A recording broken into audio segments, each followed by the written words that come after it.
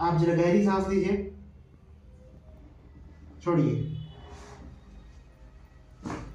Good. एक बार और, छोड़िए।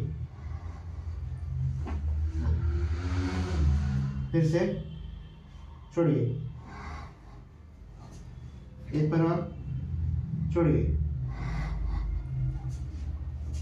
इधर रखते आपको कुछ आवाज सुनाई दी, पता पड़ा? हाँ।